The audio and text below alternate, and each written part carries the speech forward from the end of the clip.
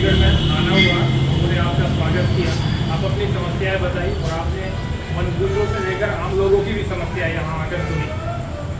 तो इस पर क्या निष्कर्ष निकला है, क्या आश्वासन लिया है आपने?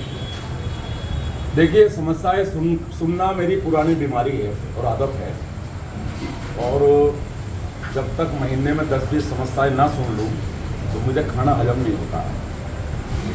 इसी अपनी आदत को बरकरार रखने के लिए आज जब मैं दिल्ली से देहरादून के लिए चला तो आप लोगों की शुभकामनाओं से गाजियाबाद से लेकर यहाँ तक लोगों ने स्वागत किया है और अपनी समस्याओं को बताया है। अभी गाजियाबाद में भी मैंने समस्या सुनी, छुटमलपुर में भी सुनी, मुजफ्फरनगर में भी सुनी, और बिहारीगढ़ में भी जो समस्याएं मेरे सामने आई हैं, जैसे कि हमारे मियाँ जी ने भी समस्याएं बताई हैं वन गुजरों की, और कुछ हमारे व्यापार मंडल के अध्यक्ष ने यहाँ की समस्याएं बताई हैं, तो उन सबको मैंने नोट किया है।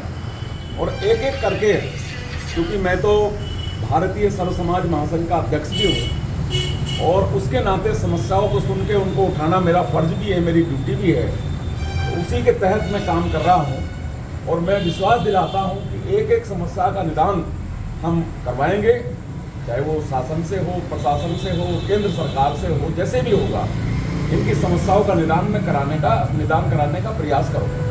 यहाँ के मनबूजों के साथ साथ यहाँ कुछ मीडिया कर्मियों ने भी अपनी समस्याएं रखी है। तहसील बैठ में जो कोतवाली है, उस कोतवाल को लेकर उनका जो पत्रकारों के साथ रवैया है वो बिल्कुल ठीक नहीं है।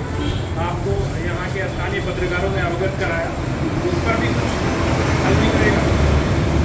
देखिए, पत्रकार हमारे समाज का चौथा स्तंभ है, और लोकतंत्र को चलाने के लिए जहाँ न्यायपालिका जरूरी है, कार्यपालिका जरूरी है, वहीं पत्रकार भी जरूरी है।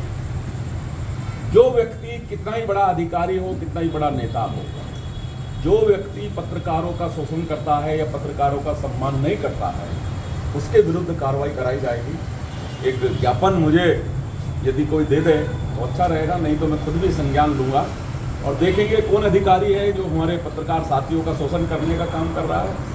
ऐसा बिल्कुल भी इस सरकार में नहीं होने दिया जाएगा और निश्चित तौर पर ऐसे आदमी के खिलाफ कार्रवाई करेंगे। कुछ अधिकारी चर्चाओं में है, उत्तराखंड में बेलगाम हो रहे हैं, या उन पर भी सरकार कोई कार्य करेगी? अब देखिए, चाहे उत्तराखंड हो चाहे यूपी हो, कई अधिकारी अपने आप को नेता समझने लग गए हैं। उनकी गलतफहमी को दूर करना पड़ता है। उत्तराखंड में भी ऐसा ही हो रहा है। कई अधिकारी हैं जो ये समझ रहे हैं कि तुम जो है मंत्री बन गए। मंत्री में और अधिकारी में बहुत बड़ा फर्क है।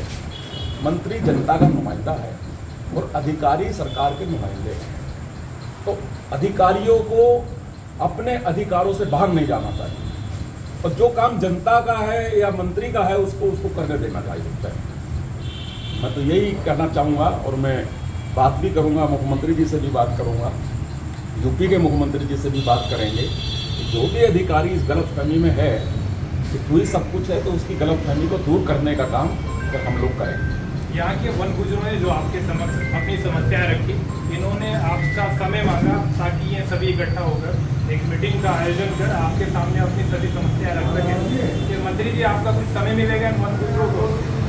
हाँ, अभी इन्होंने कहा है, तो मैं सोमवार को दिल्ली जा रहा हूँ। मैंने इनसे कहा है कि मैं उस समय इनके यहाँ आऊँगा और देखूंगा कि इनकी क्या समस्याएं हैं, और हम जैसे भी उस समस्या का निदान करा सकते हैं उसको कराने का प्रयास करेंगे।